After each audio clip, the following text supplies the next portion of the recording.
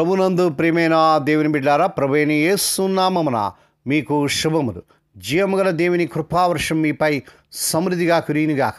ఈ దినం అనగా మే నెల 10వ తారీఖు 2025 శనివారం హోలీ ట్రింటీ చర్చ్ మినిస్ట్రీస్ వారు అందించు అనుదినమన్న ఈ దినమన ధ్యానాంశము మన బలమైన దుర్గము.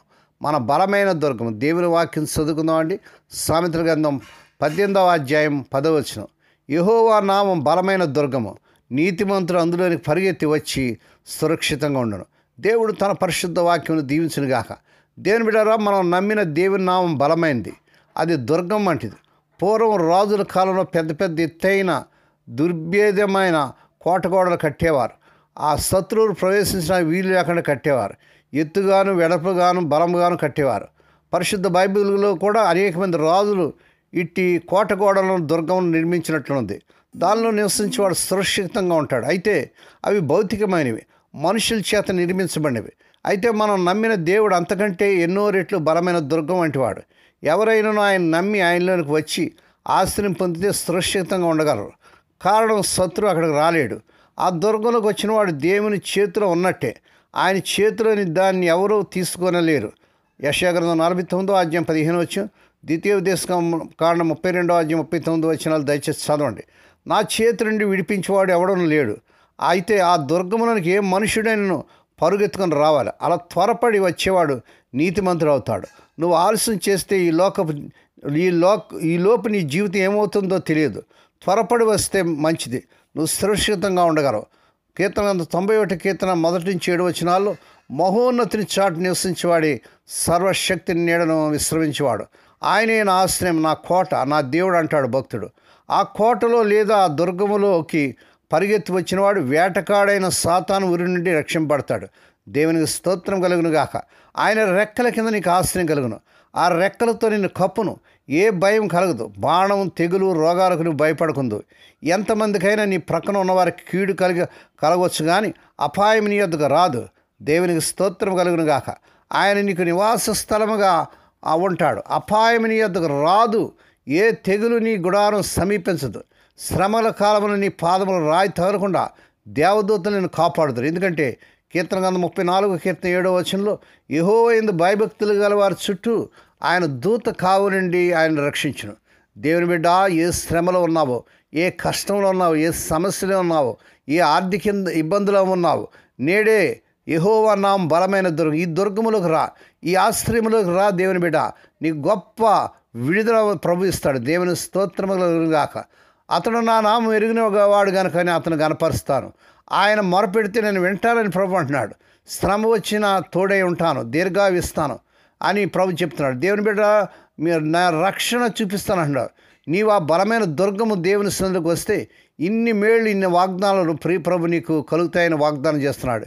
ఈ యొక్క వాగ్దానం పట్టుకొని దేవుని సన్నిధిలో మొరపెట్టండి దేవుని బిడ్డారా.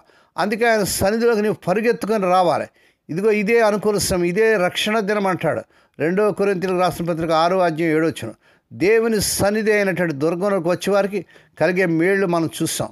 సామెతల గ్రంథం 18వ అధ్యాయం 11వ వచనంలో, ధనవంతునికి అతని ఆస్తి ఆశ్రయపట్నం, వాని దృష్టికి అది ఎత్తైన ప్రాకారం. ఒకడు నా ప్రాణం తినుము త్రాగము సుఖించమంటూ గర్వించాడు. ఆ రాత్రి దేవుడు ఆ ప్రాణాన్ని అడిగాడు. అతని ఆస్తి అంతా ఎవరిదైందండి? ఒకడు సర్వలోకం సంపాదించుకొని తన ప్రాణం పోగొట్టుకుంటే ఏమి ప్రయోజనం అని ప్రియప్రభ సెలవిచ్చారు. ధనం కొంతవరకు ఆశ్రయం అవుతుంది, అన్నిటికీ కాదు. దేవుని ఎరగిన వారికి, ధనవంతులకు ధనమే ఎత్తైన ప్రాకారం అనుకుంటారు. ఆ ప్రాకారం భౌతికమైనది. ఏదో ఒక దినాన అది కూల్చివేయబడుతుంది. కొందరు ఆస్తియే ప్రాపకమని నమ్మి తమ ధన విస్తరాతను బట్టి తమను తాను పొగడుకుంటూ ఉంటారు. సామాన్యులైన, సామంతులైన, ధనికులైన, దరిద్రులైన, లోకములైన వారందరూ ఏకంగా కూడి దేవుడైన దుర్గములకు రావాలి. అదే రక్షణాధారం, అదే నీకు అండ, కోట. కీర్తన 49 కీర్తన 2-6 వచనాలు చూడండి. ఆయనే నాకు ఆశ్రయ శైలంగాను ప్రాకారంగాను ఇల్లుగాను ఉండను. నా కొండ, నా కోట నీవే, నా ఆశ్రయ దుర్గం నీవే అని దావీదు భక్తుడు 31 కీర్తన 2-3 వచనాలు సెలవిస్తున్నాడు. ఒకవేళ మీరు కోటలో లేదా దుర్గంలో ఉండి బయటికి వచ్చారా? శోధనలు ఎదుర్కొంటున్నారా? దేవుని కోటే అనే సన్నిధికి ఇప్పుడైనా వస్తే ఆయన మీకు రెండింతల ఆశీర్వాదం కలుగు చేస్తారంటున్నాడు. జకరియా గ్రంథం 9వ అధ్యాయం 12వ వచనం. మంచి తరుణం మించిపోవును, ఆలస్యం చేస్తే ఆశాభంగం కలుగుతుంది. యెహోవా నామం బలమైన దుర్గం, నిన్ను ఆదరిస్తుంది, ఆదుకుంటుంది. నీ భారం యెహోవా మీద మోపు దేవుని బిడ్డ. ఆయన నిన్ను ఆదుకుంటాడు. నీతిమంతులు ఆయన ఎన్నడూ కదలనీయడని కీర్తన గ్రంథం 55 కీర్తన 22 వచనం చూస్తున్నాం. నీతిమంతులు ఆ దొరుకున పరుగెత్తుకుని రా దేవుని బిడ్డ, అక్కడ నువ్వు సురక్షితంగా ఉండగలవు. దేవుడి మాటలు దీవించినగాక. ప్రార్థన చేసుకుందామండి. పరిశుద్ధమైన మా తండ్రి, నీ పరిశుద్ధ నామను వందనాలు చెల్లించుకున్నాను ఆయన. అవును తండ్రి, నీ నామం బలమైన దుర్గం తండ్రి. నీతిమంతుడు అందులో పరిగెత్తి సురక్షితంగా ఉంటాడని వాగ్దానం ఈ ఉదయకాలంలో మీరు మాకు దయచేసినందుకు స్తోత్రాలు. ఈ వాగ్దానం పట్టుకొని పాదస్తునికి ఎంతమంది అయితే వస్తున్నారో వారందరూ పట్ల నీ కార్యం జరిగించుకోండి. ఎవరి సమస్యల్లో, కష్టాల్లో, బాధల్లో, ఆర్థిక ఇబ్బందుల్లో, అప్పుల సమస్యల్లో నాయన, ఇంకా కోర్టు సమస్యల్లో, బిడ్డల వివాహాలు కాక, ఉద్యోగాలు లేక, అనారోగ్యాలు, ఎమర్జెన్సీలు ఉంటున్నారు వారందరి పట్ల నీ బలమైన కార్యం జరిగించుకునేది. నేను ఆశ్రయించే బిడ్డలు నువ్వు ఎన్నడూ విడిచిపెట్టే దేవుడు కాదు నాయన. నీ బలమైన కార్యం జరిగించుకుంటుందండి. ఓ ప్రభువాని స్తోత్రాలు చెల్లించుకున్నాను నాయన. ఈ దినం పుట్టినదినాలు, వివాహ దినాలు, శుభదినాలు జరుపుకునే బిడ్డలు కూడా బహుగా దీవించి మరొక సంవత్సరమైన దయాక్రీడని బిడ్డలకు ధరింపజేసి వారి పట్ల నూతన కార్యం జరిగించుకున్నాను ఆయన. మా దేశాన్ని, మా దేశ ప్రజలను, ప్రపంచ దేశాన్ని రక్షించుకున్నాను ఆయన.